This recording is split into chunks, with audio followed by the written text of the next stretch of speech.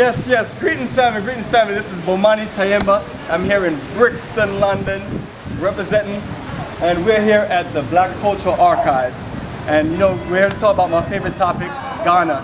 And talking about that topic, I have two of my beautiful sisters here with me. Come on, sisters. Let's get you to share your stories and experience in Africa. My sister to the right, can you introduce yourself to the people? Hi, I got three names actually. Pauline Ba Andam, Ajua Jamra, and recently I was made Queen Dalbrahini I of Asin Manso in Ghana, and that's me. That's wonderful because Asin Manso is a part of our annual itinerary to Ghana, and Asin Manso is important because it's a part of where we tell our stories of our ancestors going down the death march to the last bath, which is Asin Manso, before being taken. Then after that, our ancestors were taken to the dungeons, Cape Coast and Elmina mainly. And that is part of our itinerary that tells the story. Our people need to understand how we got to this side of the world and all of the need to know. And the tour that we do annually to Ghana every October, that's one of the main part of the tour. Now I have another one of my sisters here. Sister, introduce yourself to our people. Sister Denise, still wearing my British and my colonial name. You know, but hey, it's only a name. You know, it's what's in the arts. Excellent, excellent. Now, one of the things I want to talk about, you and I met about 2003 right here in London, on the north side of my family. East, representing. No, you live in the east now, but we were in like was like northeast, Walthamstow. East. That's it. East. You must say east. East. You know, we met in East. He stayed in the East. Now that was a beautiful relationship. I've known you for approximately over 10 years. Yes. And I think once you and I started talking about Ghana, next thing I know, you're traveling to Ghana, Ethiopia, and you're getting land and establishing your foundation for repatriation. Now tell us, how has that been as far as your connection to Ghana, Ethiopia, and being a part of repatriation? My connection to Ghana, Ethiopia, to even Benin, you know, has been good. People have been good to me. You know, traveling, I've not had no bad experience as such. You hear a lot of stories, but me personally, I have not encountered any bad things. The incredible thing about you is you travel by yourself, right? All the time. Which is incredible because we do group trips, and it takes a lot of heart and a lot of organizing and going with the flow. You know, free spirited. I am so free spirited. So I did Ethiopia on my own, I did Ghana on my own, I did Togo on my own, I did Benin on my own, and I've done Egypt 8 times. First time with my sister, the other 7 times on my own. Wow, You that's know, incredible. And it's been a journey. And that's beautiful, family. Don't try this at home. Don't try to go to Africa on your own. Come on the tour with Bomani Tyehimba and the crew. And Sister Pauline is going to tell you why, as she recently found out information a few months ago. Right, okay. I come across the site Africa for the Africans because I was actually looking to see if there was anybody out there who actually did specific repatriation and cultural tours to Ghana. Now my interest was to get to work with an organisation or company or people so that they would go and visit Asin Manso, thereby getting their income to the local people, because that's what's happening in all different places. You find that maybe the tourists go there, but at the end of the day, someone is pocketing the money and the local people are not developing. Over the last few years, I've noticed that the people in Asin Manso haven't progressed. My father, Nana Kwame Nkrumah 12, who is the paramount chief of Asin Manso, he noticed the same things, and so he has handed over, he approached the government to get the running and the managing of Asin Manso moral site and the ancestral graveyard ceremonial gardens into the hands of the local people. But it's my organisation, Asin Manso Life. It's an NGO that's been tasked with running the place. At the moment we have put in a general manager to update the place. He is a retired tourism lecturer, so he's the best placed person.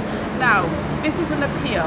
I'm going over in October to try and set up, and I'm going on, well, maybe I'm back up with him.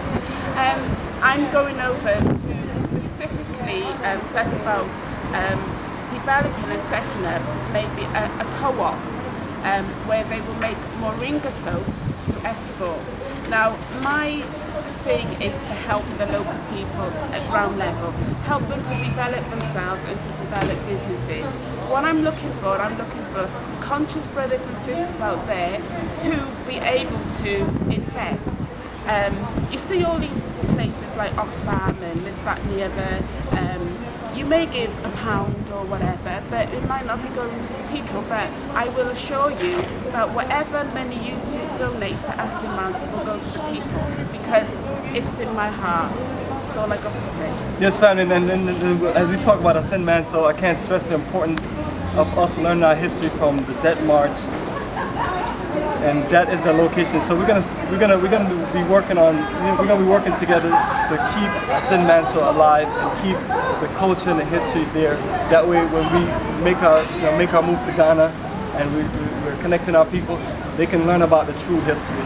Now, Sister Denise, have you been to Asin Manso? I certainly have.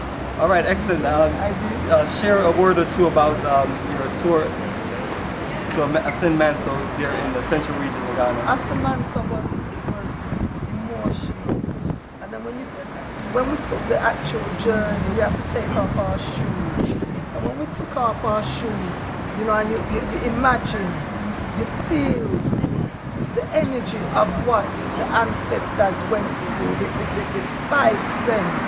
You know, these things are like knives, small little knives that, look here, you step on one of those, them leave you, them throw you to the side, you're dead, you're gone. Bring you down to the little water, then use glass buckle to shave your ear. You know, it was really, really emotional. I believe everyone that met the trip should go there. You know, one of the greatest things for me is, we as a people, especially Jamaicans, we say, oh, Africans, we are not Jamaicans, we are not Africans. But the sister, Crystal, is a fine example of us as a people, and she is African. She's Jamaican, but African by descent, and her body was interned in 1998. You know, research it, do the history, right? Sorrel, we go all the way out. Ghana go drink sorrel, but tastes like sorrel where we make. We grew up in Jamaica drinking. It's like what? And it's a bag juice and that. And then a bag juice, yes. And that's what I tell people. Just being from Jamaica, and you know, when you go to West Africa, you feel like you're home. That's our connection right there. The same food, the same setup. The culture is definitely stronger there in West Africa. But we're all connected. So that's our goal, is to connect our people to the African continent for greener pastures. We all have to work together to make the African continent a place for Africans. That's why we call ourselves Africa for the Africans. And I really appreciate these strong sisters. And before we close, part of our visit here at the Black Culture Archives was the re-image of Black women in Britain. There's a lot of different women from the African continent, from the Caribbean, that laid a foundation for other women to follow here in Britain. Now, we all got a chance to go through the archives, get a chance to see the display. Share with the people what was your emotions or feelings based on how the display was set up, with the history of the display was set up. It was set up really nice. It's organized nice. The concept of hearing, the orator, listening to them speaking about what the information on the board was about was brilliant. The sisters, that One of my ones was the Mansfield, Lord Mansfield, you know, descendant. His daughter is black. One of his daughters is black, and the Mansfield family is still going strong today. You know, that is interesting. I think we should support this place. You know, it's a listed building, then put it together nice, and you know, it looks like, you know, it's doing what it needs to do. And the amount of people that is going through it at the moment, it's good. It's awareness and power journey. One of the things I'd like to say before I finish is, we all talk about going home to Africa. We all want to get there, you know, you're flying banners to get there, but one of the things for me is, before you can get there, you have to repatriate your heart and your mind. Africa doesn't owe nobody nothing, right? You cannot pack up and say you're going to Africa without a plan A, B, C, or D. You will die. You will certainly die. You know, you have to think, plan, work the plan the work, have a structure, know what it is you're going to do. There's no benefits, there's nobody giving handouts. The local people don't owe you nothing. If you go there and you don't respect them, you will die. You will certainly die. These are my little bit of words on Africa. Beautiful place to go. Must go. Please travel there. Please go home and see what life is all about. When you walk down the village and the little people, them is greeting you. Sister, you was here a couple months ago. Welcome back. You are welcomed with open arms. So long as you respect the people and their culture, they will respect you. Excellent. Appreciate it, Sister Denise. And my sister, you showed me a nice video. You showed me a video of a march. Now, and that march started right here? Windsor Square, and we marched to Downing Street and handed in a petition, and it was a fantastic day.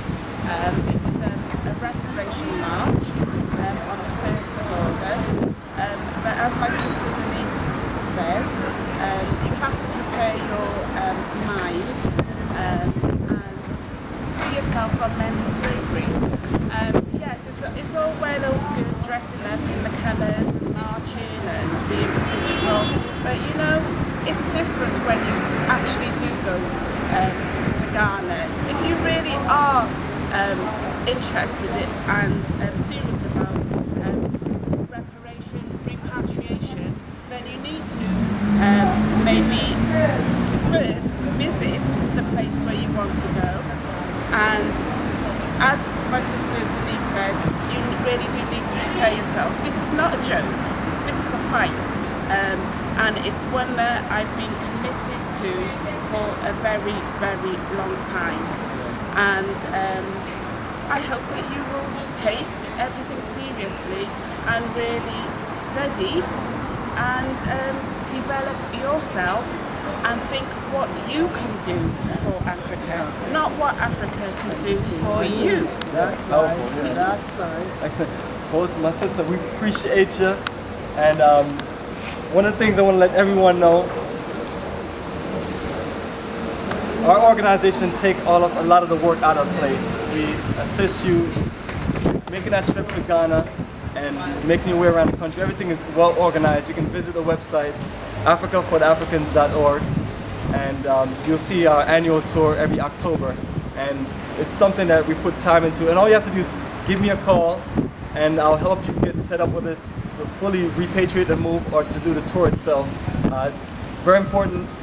We take this very serious and we want to make sure that everyone has a good connection in Africa and have the greatest experience of a lifetime. So we call it the journey of a lifetime. All right, family, in closing, once again, we're at the Black Archives. Black Culture Archives. Keep our history and culture alive. Amen. Oh, that's so nice.